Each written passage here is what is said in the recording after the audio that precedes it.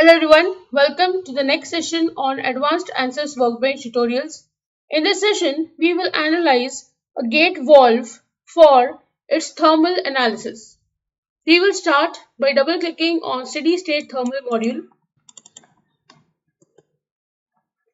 First, we'll go to Engineering Data and double-click. Engineering Data Sources, General Materials. Here we will choose stainless steel as one of the material. Then again we'll click on engineering data sources and add two other material. One is brass, for which we will give the value of isotropic thermal conductivity by double clicking on it. This value is 115 watt per meter degree Celsius. The third material which we are going to use is bronze. We'll double click on isotropic thermal conductivity again. This value is 208 watt per meter degree Celsius. Now suppose if you think that it should be watt per meter Kelvin, you can just change over here. You will see that this value does not get affected because this temperature is a difference of two values in Fourier's law of heat conduction. Hence, this can be degree Celsius or Kelvin. It does not matter. We will go to project and update project.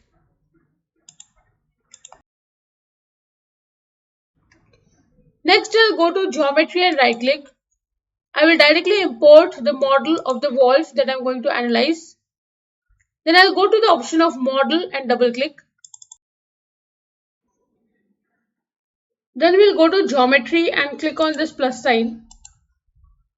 We will select all these parts and first assign the material as stainless steel. Next I'll go to mesh and update the default size of the mesh.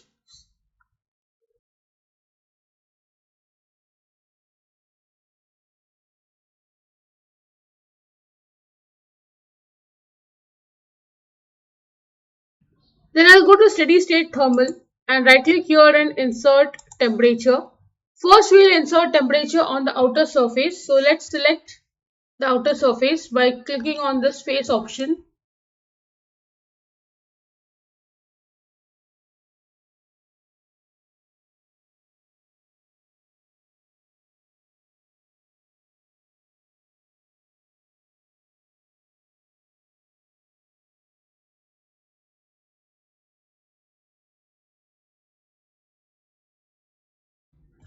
So once this is done, we'll click on apply. This outer temperature I am going to set as say 50 degrees Celsius. Then I'll again insert temperature on the inner surface for the fluid which is flowing internally.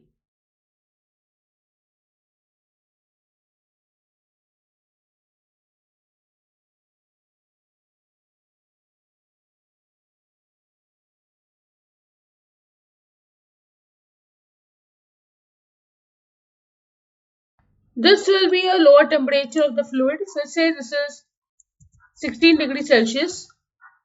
Next I'll insert convection on this outer surface.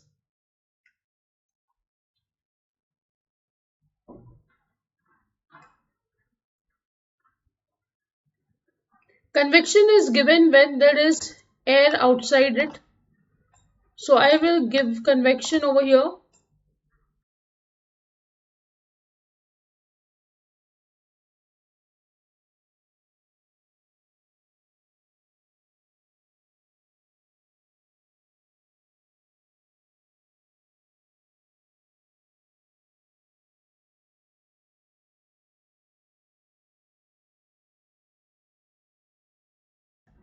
I click on apply. I'll give the value of film coefficient in watt per meter square degree Celsius. This value I'll give as say 35. Then I'll give the ambient temperature which is outside as say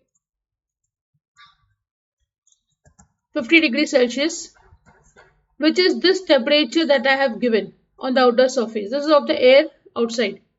Then I'll go to solution, right click, insert thermal temperature. Again I'll right click, insert total heat flux. and I'll also insert the directional heat flux along the z-axis. Then I'll go to solution E6 and solve.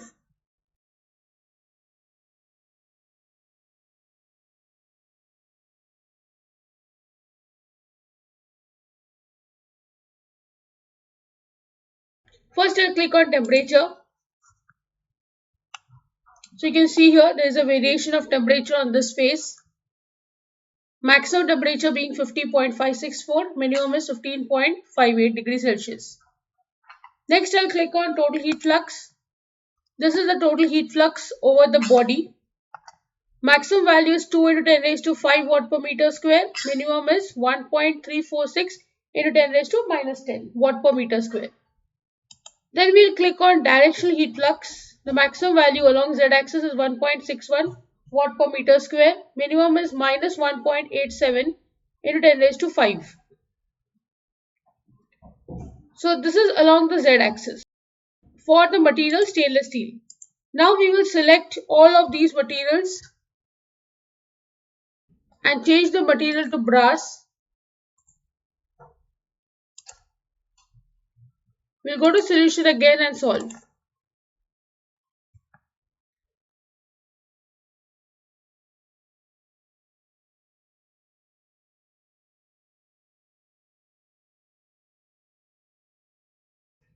We'll first click on temperature. You can see the variation of temperature over this body. Next, we'll click on total heat flux. You can see this value has increased. It is 1.52 into 10 raised to 6 watt per meter square maximum. Then we'll go for directional heat flux. Maximum is 1.23 into 10 raised to 6 watt per meter square. So the directional heat flux along the z-axis has also increased. This is because of the value of thermal conductivity. If you see for brass, it is 115. For stainless steel, it is 15.1. So obviously, more heat will be lost. So the heat flux will be more for brass as compared to steel. Now we will again change the material. So we'll click here, select all of them by clicking on the shift key and the mouse. Change this to bronze.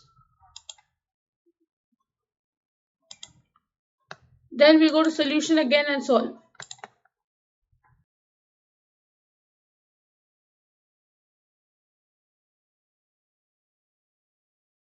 Now we'll go to temperature first. Again, we can see a variation of temperature. These values roughly will remain the same over this body. Then we'll go for total heat flux. Now the value you can see has increased. Again, 2.75 to 10 raised to 6 watt per meter square maximum. Directional heat flux along the z-axis, you can see it is 2.229 into 10 raised to 6 watt per meter square for bronze. It is more than brass and steel. Maximum is of bronze, then we have brass, and then we have steel. So if you want more heat to be transferred, you should go for bronze as the material for this gate valve.